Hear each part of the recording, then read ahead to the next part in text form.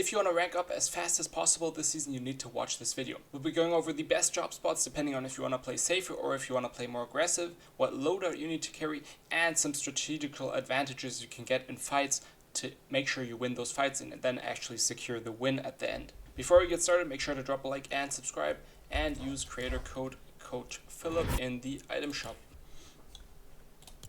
The first thing is super important is that you don't die off spawn. If you die off spawn, you'll just lose percent, you'll get nothing, and you'll waste time. So make sure you look for a good drop spot. Use Fortnite.gg to find a good drop spot. In this video, I'll be landing at Utopia City. That's the new one right here with a slurp truck. I usually like to go for spots with slurp trucks, so I'll probably land on this house depending on how many people there are and what drop I have, and then instantly go for that slurp truck. If you want to land at a safer spot, I recommend spots on the edge of the map. So for example, up here maybe we have a slurp truck as well.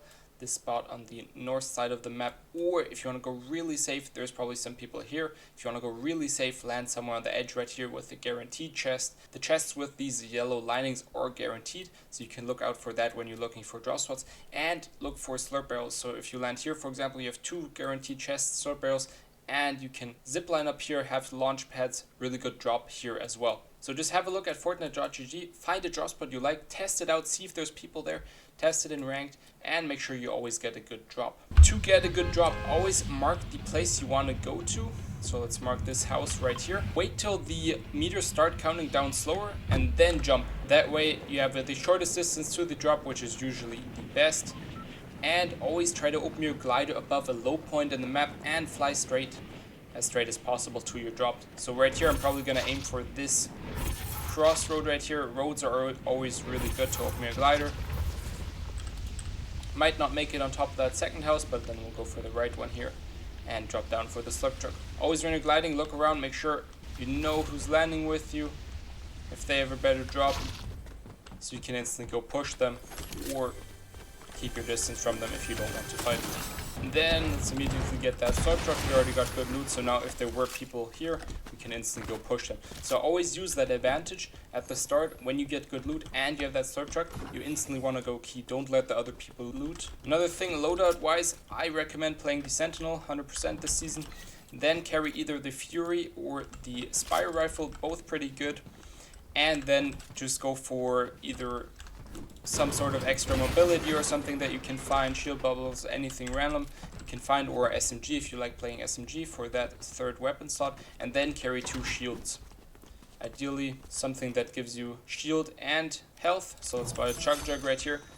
Chug jugs are really good, big pods, minis, just carry 2 heals. Make sure you don't carry whites. Only if you have to run really far to zone. Now if you're playing safe and you want to survive as long as possible to get that win, then you want to stay at the spot you landed as much as possible, especially if no one landed with you. If someone landed with you and you killed them really quick, you can also stay there. If there's tons of people there, then you might want to dip. But if you know that there's no one at your spot and you just want to survive, I recommend staying at the spot because you're 100% sure no one's there. And then you can just focus on getting mats. Try to get at least 1,000 mats. That way you're ready for mid-game. Try to get some hard mats, you can farm pretty quick, and ideally some metal as well. Now we see someone gliding right here. 37. Always try to spray them from a distance, that way you have the advantage, and then you can drop down on them immediately. Take their wall, get their cone in, and try to finish the kill as quick as possible.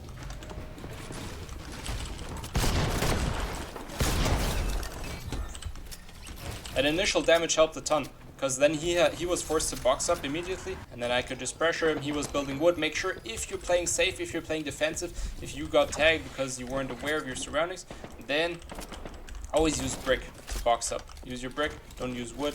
That's how I was able to kill him that quick, because I could just take his wall in 2 swings.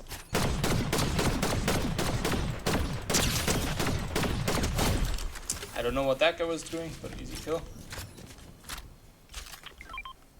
Another thing, if you're defensive box fighting, this guy just went to the side, so I was easily able to follow him because I was on the top a bit too.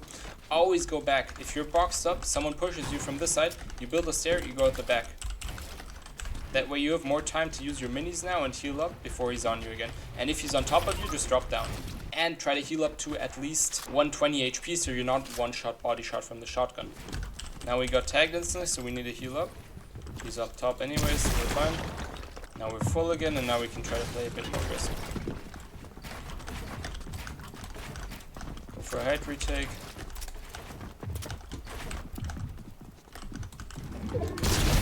100 on him.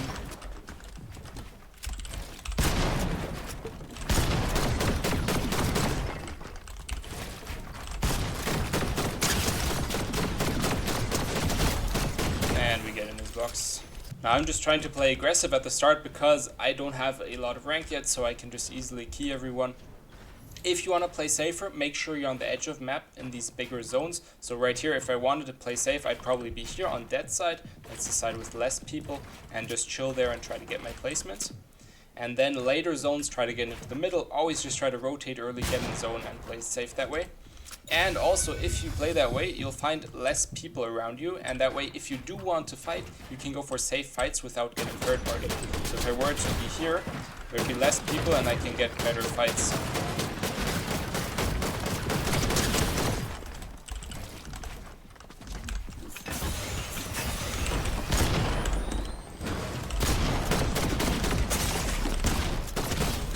If you do want to go for fight center zone, always make sure before you fight, get into the habit of just doing a quick 360 to make sure no one's behind you, no one's looking at you, no one's sneaking up.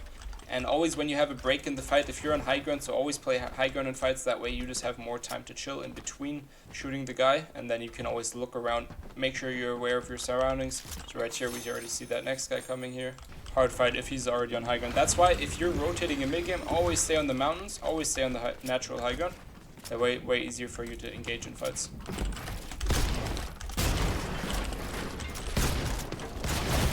So a fight like that, terrible engagement. We had low ground, we still pushed them. That's why we already lost our heals. And then these other people came, that's when we should have dipped. So always when some third parties, you can use that time to try to dip away because they're focused on the other player.